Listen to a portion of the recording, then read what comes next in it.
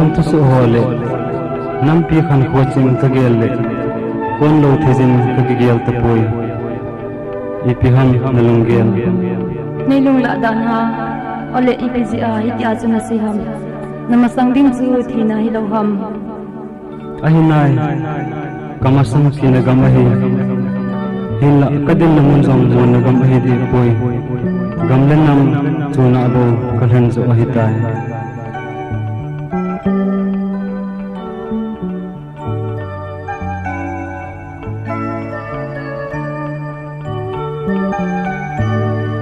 ki khen tôi te nei tin he o ipi na gela tu a chang i gen go nahi kan hi kan te mai de poi bo izong le gom sung thu gel te no lem sang te ka oni go kon mai zum ti ve ahi le ipi ham pen bol pe thi pending su ni madang no bol pe sang lung leng te in phathen ha lo se to ni la do la chon kati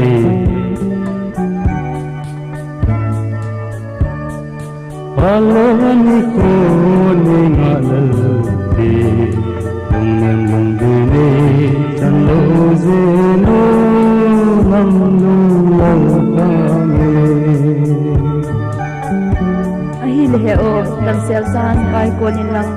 sung pathian pan pi lam pi lung tu mol kon so ta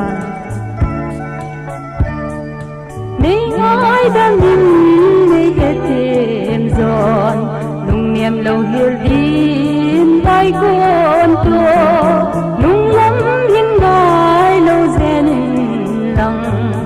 lung tu mol ko hin so Zalam itin dagang kamay tinang nahisango Sunitin le may lai tintu Siyang sut ko may tanite